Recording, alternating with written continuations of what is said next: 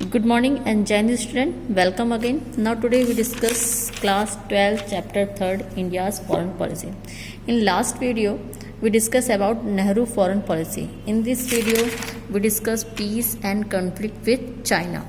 आपके इस बुक में जो रिलेशनशिप है फॉरेन पॉलिसी में रशिया, इंडोनेशिया एंड चाइना से रिलेशनशिप के बारे में बताया गया है। तो फर्स्टली आज की वीडियो में हम चाइना के बारे में डिस्कस करेंगे, चाइना के पीस एंड कॉन्फ्लिक्ट के बारे में। And independent India began its relationship with China on a very friendly manner. India जब न्यूली इंडिपेंडेंट हुआ तो उसने अपने सबसे बहुत ही फ्रेंडली नेचर यूज़ करा चाइना के साथ। अपना रिलेशनशिप बहुत ही अच्छे थे हम लोगों के।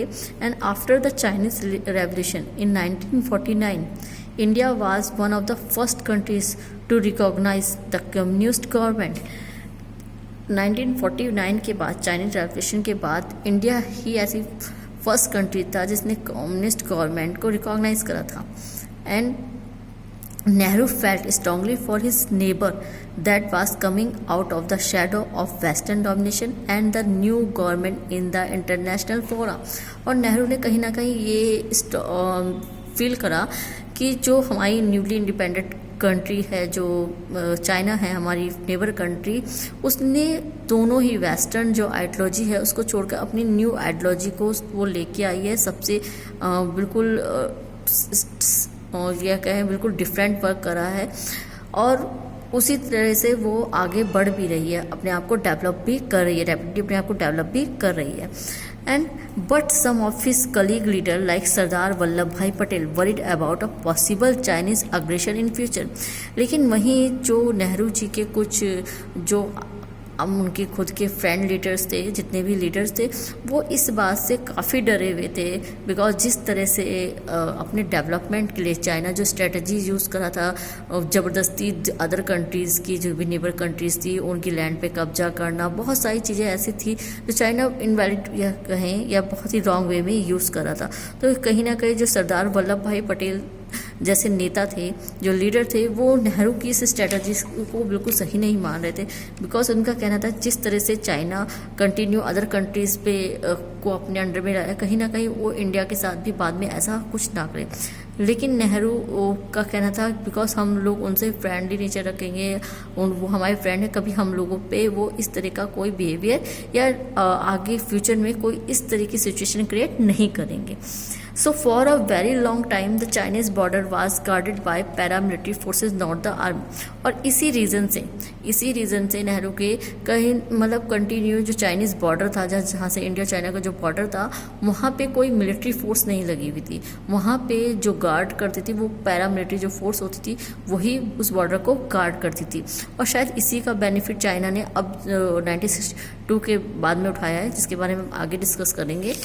And The joint declaration of Panchsheel, the 5 principles of peaceful coexistence by the Prime Minister Nehru and the Chinese Premier Zhou Enlai on 29 April 1954 was step in the direction of strong relationship between the two countries।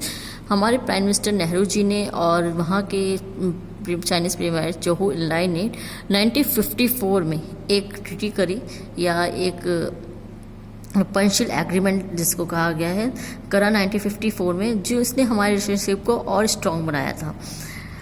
The Panchsheel agreement, जो Panchsheel agreement था, ये किस चीज़ पे based था?